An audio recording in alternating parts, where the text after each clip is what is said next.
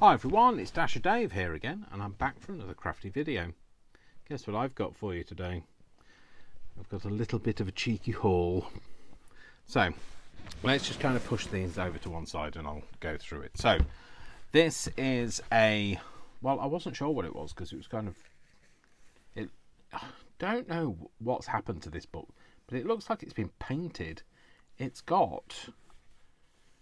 definitely been painted on this side compared to this, so I think somebody's tried to make it look better by painting it with some acrylic paint, and it's actually Chambers 20th Century Dictionary.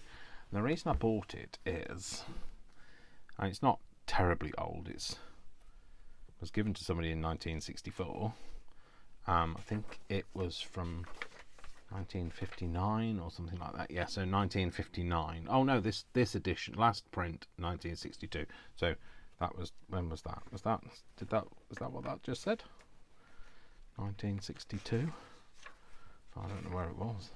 How was it? 1964. So 2 years after it was published. And I just liked it because I liked the thumb notches, the finger notches, to be able to get to the... And that's why I bought it. Is that a reason to buy something? I don't know. But the pages are quite nice as well. It's in good condition, and like I said, it's not of any kind of age. So I just liked it, so I bought it. But a bit intriguing about why somebody wanted to paint it. But anyway, they did, and it wasn't me. So then there was these. These three were all together. They were £1 each, and these are Woodland. I think that's what that says. Yeah, Woodland Life. These are Osborne pocket books, and they are. Let's have a look. They are. Does it say? 1979. So they're from 1979, and they've got like just drawings in them, like sometimes you get ones where it's they're nice little drawings as well. You get them where they are like photos, and I don't like the photos. I prefer the illustrations. So I see, and like there were little spots next to them, so you could tick to say whether you've seen it or not. And obviously somebody had seen that one. I've never seen that ever. So they've seen these, and so this is Woodland Wildlife. This one is Wildflowers.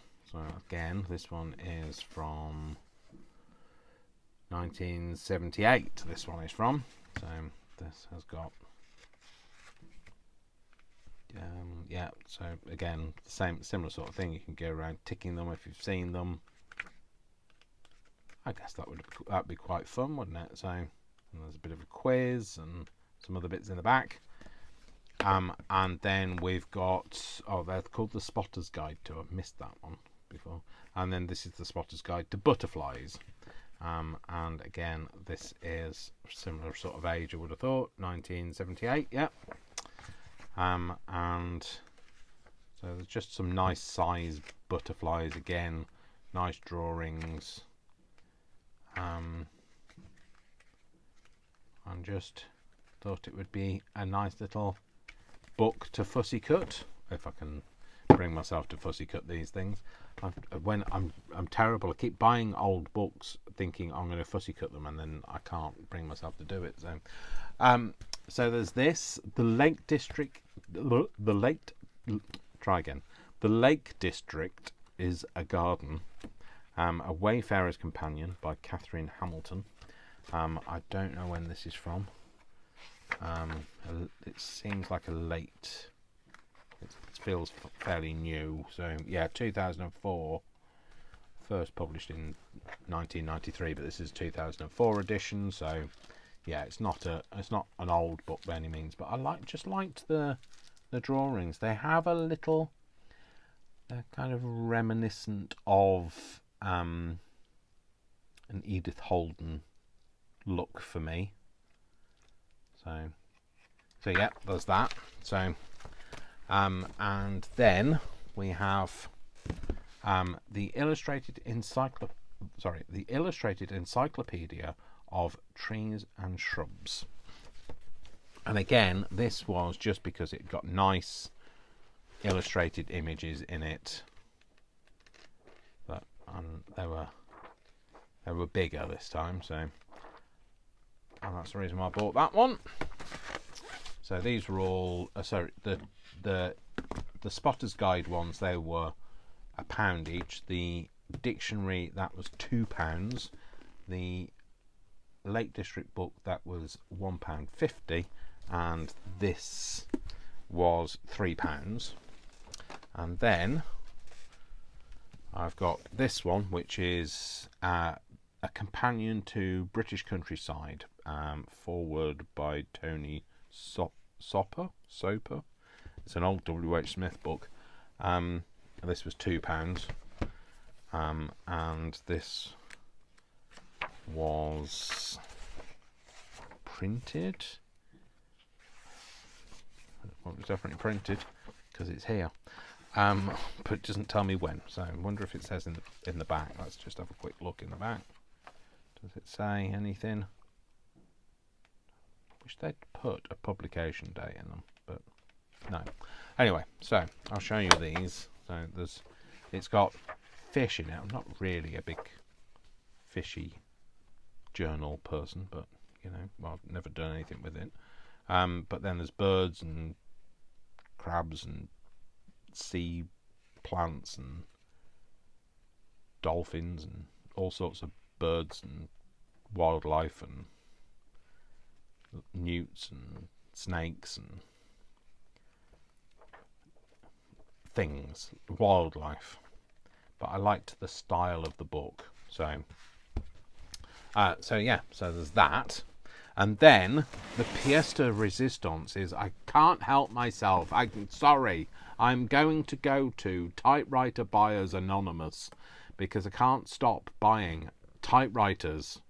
Somebody help me, please.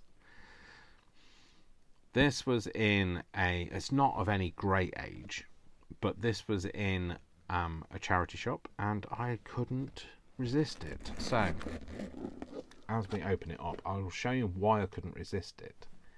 Because it came with all of this. So this, in here, we have, so there's some paper. So here it says, Nimrod cartridge, 100 GSM. But like, this is an old kind of sticker rather than it's got 6 numbers. I bet this is from about the 80s. From the telephone, looking at the telephone numbers on there. So that's cartridge paper in there. We've got some typing paper in here, but like in an original kind of packet, with some original carbon paper. So there's some typing paper here. With some nice lines on it, and what else is there? Yeah, it's got a board in there, and another bit there. That's got somebody's address on it, I think. What does that say? 53 Sherborne Road, Thornhill. So yeah, there's that. It also had this in here, which is just a packet of carbon paper, but blue carbon paper as well. And then all of this, which is a variety of paper here. So there's more cartridge paper. Let's move those out of the way because that was with it. This is that really thin typing paper that I always remember when I was at school we used to type on. I don't know why typing paper was always so thin. But yeah, typing paper. I've got these. So Tipp-Ex. So it came with the Tipp-Ex strip. So this is correction strip. So I know it not. Well, I've recently found out the other day that it's not called Tipp-Ex in America, but that's what we called it in America. Correction fluid, basically. And it came with these, which are from the Wakefield Express. So I think this was used by somebody at the local newspaper, well, Wakefield newspaper. So it's the Wakefield Express, your local weekly newspaper. Or it's come from a newsagent that sells that. But there's those, so they're blank. I don't know what they would be, receipt things, I guess. So there's 4 of those there. It came with the instructions for it, so the original instructions, which, you know, as soon as I found this, it was like, I've got to have this. Then we've got this, which is a picture of how to access where the ribbon is. We've got a this is the original guarantee that they could have sent off and had it guaranteed, but they didn't, so it's not. You think I can send it off now? And then some other bits of paper, and then this is the typewriter. So I've not actually got it out since I had it, so I don't know whether it works. I guess now could be a good time to find out. I don't really care. Didn't really care if it didn't work. I can't, you know when you can't remember how to use an old piece of equipment. Oh, and it's got the guard thing on it for when you're carrying it around, which I've never seen any of them still have. I was going to get wanted some paper that wasn't some of that old stuff, so I'll just stick a piece in here. So I am not a typist. My typing it leaves a lot to be desired. It doesn't look like it's ever been used, to be fair. They weren't a very good journalist, if that's not what it was for. So if I do...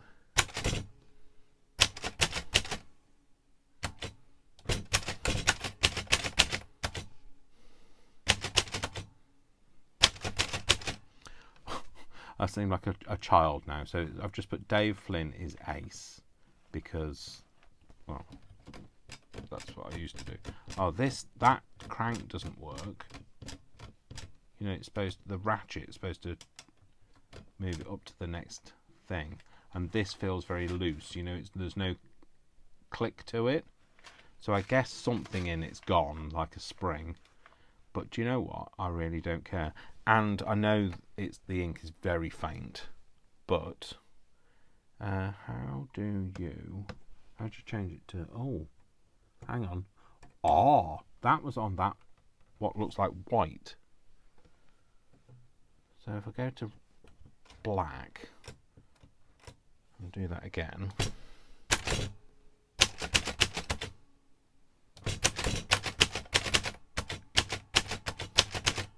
And I can't even spell, so there you go. Dave Flynn is ace. Oh, it's still working, so you know, hey. So that, like I say, the return doesn't work, so we can go and let's see whether the red works. So yeah.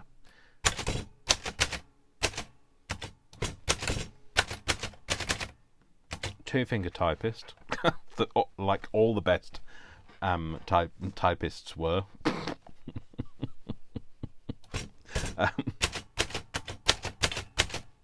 There you go. So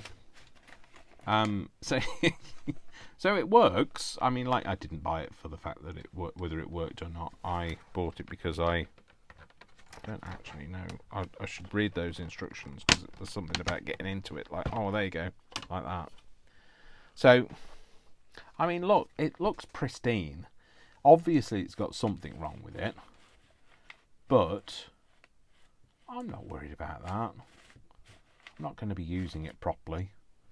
I'm only going to be using it to make, you know, things. I'm probably not even going to be making anything with it either, to be fair, because I've got another typewriter that I know works, and I've got a new ribbon for that. Where is that? That's the carriage tab, I think. I'm sure there is another tab on here. But yeah, so, you know, after you finish typing, you go, take it to the mail room. So So anyway, yeah. So I bought that. So and like for £10, which is nothing really. I thought, wow, how exciting that is. So I am really chuffed with that. So I'm going to pop it back in its box. The box isn't particularly nice. It feels like, one of those old... Oh, look, there's a Chinograph in there as well. A white Chinograph pencil. It feels like the... when you used to have record cases. It feels like that. So, but, it's got a little pocket here. All of these bits were all in here. So, but I'm just going to stick them there. So... Don't forget Dave Flynn is ace. That's me, by the way, Dave Flynn. And the case doesn't lock or anything like that. But I say, it's great. I love it. So I've got another typewriter. I really don't have anywhere to put all of these things. I'd love to have, an annex of all of the beautiful things that I've collected, all nicely displayed, but I don't. But I still doesn't mean to say I don't love them any less. So anyway, thank you very much for joining me. I hope you enjoyed that. I hope you like these kind of things, because I just wanted to show you what I've got. And Wednesday there'll be a one sheet wonder. Coming on Saturday instead of Friday, I'm doing a collaboration as part of the can't remember what it's called. It's called Christmas Craft Off 2024. Christmas Craft Off 24. If you look for that hashtag, it's a collaboration with Rach and Bella Crafts. My day is on the 9th of. Is it the 9th of? Can't remember what day. Yes, 9th of November. Sorry, brain's not working. 9th, definitely 9th. So everybody's doing 2 days. So they're doing. So every day there's going to be 2 people. Get my act together, Dave. Try again. Somebody needs to slap me around the face with a wet haddock. Try again. So, an octopus. Every day there will be 2 people doing a prompt. The same prompt, but 2 people. And I'm doing it on... You're going to have to bear with. Phew! Sorry, I just sneezed out of the blue and I don't know where it came from anyway. So, that's why it's out of the blue. Yes, the Christmas Craft Off 2024. So it's Christmas Craft Off 2024.